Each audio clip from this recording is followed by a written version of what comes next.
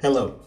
Vamos a comparar el sonido E de elf y A de eight en este video. Te recuerdo, nuestro objetivo acá es aprender el sonido. No es necesario memorizar los símbolos ni cómo se deletrean las palabras. Empecemos con la E de elf. Este sonido no existe en español.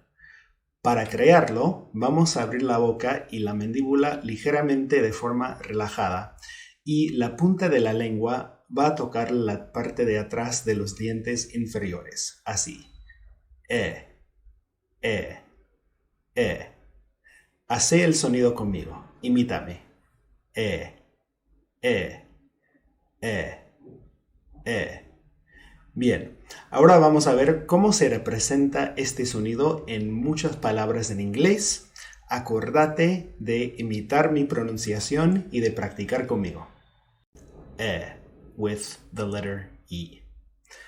Every, enemy, elf, end, error, check, bet, pet, pen, red. Bread, head, ready, steady, leather. With AE. Aerobics, aeronautics, aerosol. Anaerobic. With IE. Friend. With A. Any. Many, monetary, planetary. With AI. Again. Said. With EO. Leopard. Jeopardy. With U. Bury. Burial.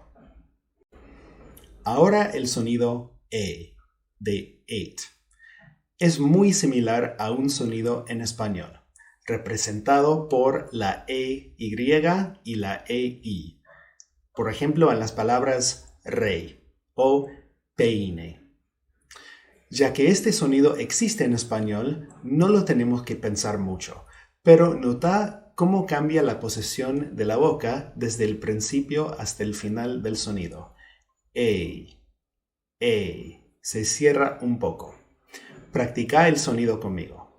Ey.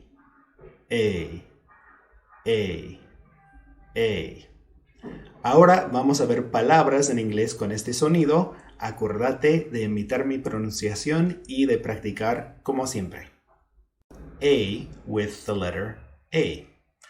Age, ape, apron, lake, make, tape, space, place, state. A with AI. Aim, rain, main, stain, braid, complain. A with AY. Haystack, day, may, play, stay. A with EI. 8, 18, neighbor, reindeer, vain, sleigh. A with EY. Gray, they. And finally, A with EA. Break, great.